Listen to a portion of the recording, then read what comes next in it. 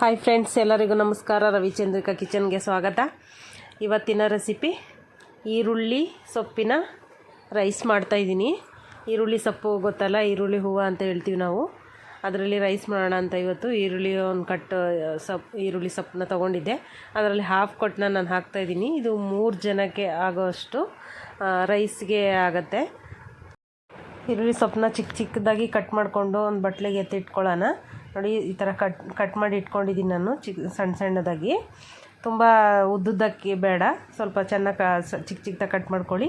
ಇಲ್ಲಿ ಮಸಾಲ ತೊಗೊಂಡಿದ್ದೀನಿ. ಅರಿಶಿನ ಪುಡಿ ಮತ್ತು ಧನಿಯಾ ಪುಡಿ, ಗರಂ ಮಸಾಲ, ಖಾರದ ಪುಡಿ ತೊಗೊಂಡಿದ್ದೀನಿ.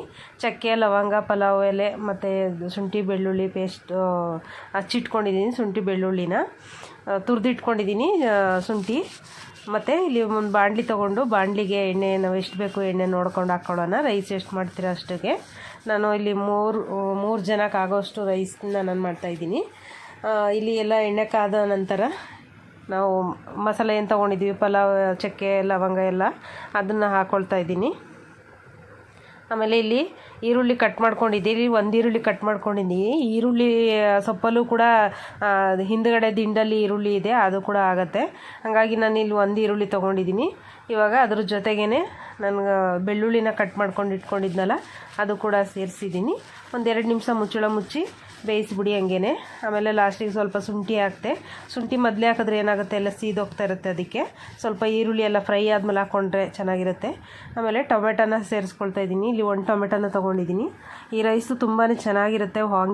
ವಾಂಗಿಬಾತ್ ಮಾಡ್ತೀವಲ್ಲ ನಾವು, ಅದೇ ಥರ ಇರುತ್ತೆ. ತುಂಬಾ ಟೇಸ್ಟು ಕೂಡ. ಇವಾಗ ಈರುಳ್ಳಿ ಸೊಪ್ಪನ್ನ ಸೇರಿಸ್ಕೊಳ್ತಾ ಇದ್ದೀನಿ. ಇವಾಗಲೇ ಸೇರಿಸ್ಕೊಂಡು ಈರುಳ್ಳಿ ಸೊಪ್ಪು ಚೆನ್ನಾಗಿ ಅದು ಫ್ರೈ ಆಗಬೇಕು.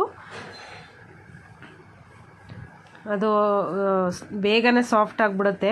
ನೋಡಿ, ಅಷ್ಟು ಸೊಪ್ಪು ಹಾಕಿದ್ದೀನಿ. ಎಷ್ಟು ಆಗುತ್ತೆ. ಒಂದೆರಡು ನಿಮಿಷ ಮುಚ್ಚಳ ಮುಚ್ಚಿಬಿಟ್ಟು ಬೇಯೋದಕ್ಕೆ ಬಿಡೋಣ.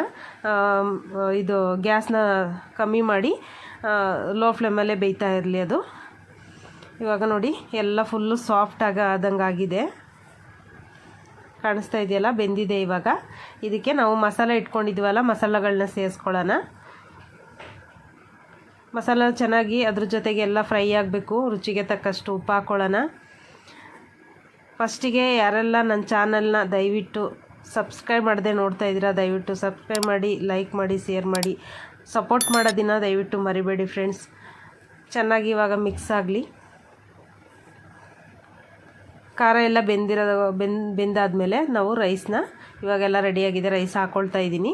ನೀವು ರೈಸ್ ಎಷ್ಟು ಬೇಕು ನೋಡಿಕೊಂಡು, ನಾನು 3 ಜನಕ್ಕೆ ಆಗೋಷ್ಟು ರೈಸ್ನ ನಾನು ಇಲ್ಲಿ ಹಾಕ್ಕೊಂಡಿದ್ದೀನಿ. ಮೇಲೆ ಕೊತ್ತಂಬರಿ ಸೊಪ್ಪನ್ನ ಹಾಕಿ ಮಿಕ್ಸ್ ಮಾಡೋಣ ಚೆನ್ನಾಗಿ. ನೀಟಾಗಿ ಚೆನ್ನಾಗಿ ಮಿಕ್ಸ್ ಆಗಬೇಕು. ತುಂಬ ಟೇಸ್ಟ್ ತುಂಬಾ ಚೆನ್ನಾಗಿ ಬರುತ್ತೆ ಇದು. ಒಂದು ಸರಿ ಟ್ರೈ ಮಾಡಿ ನೀವು. ಉದ್ರಾಗಿ ರೈಸ್ ಮಾಡ್ಕೊಬಿಟ್ರಂತೂ ಸಖತ್ತಾಗಿರುತ್ತೆ.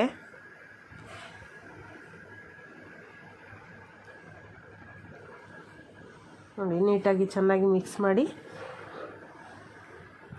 ಬೆಳಗಿನ ಬ್ರೇಕ್ಫಾಸ್ಟು ಬೇಗನೆ ಆಗುತ್ತೆ. ಒಂದು ಕಡೆ ರೈಸ್ ಇಟ್ಬಿಟ್ರೆ ಇನ್ನೊಂದು ಕಡೆ ಈ ಥರ ಹಚ್ಚಿಟ್ಕೊಂಡ್ಬಿಟ್ರೆ ನಾವು ಚಿತ್ರಾನ್ನ ಯಾವ ರೀತಿ ಮಾಡಿಬಿಡ್ತೀವಿ ಬೇಗ, ಅದೇ ರೀತಿ ಇದು ಕೂಡ ರೆಡಿ ಆಗುತ್ತೆ. ನೋಡಿ, ಈರುಳ್ಳಿ ರೈಸ್ ರೆಡಿಯಾಗಿದೆ. ಸಖತ್ತಾಗಿ ಕಾಣಿಸ್ತಾ ಇದೆಯಲ್ಲ ಫ್ರೆಂಡ್ಸ್. Thank you, bye.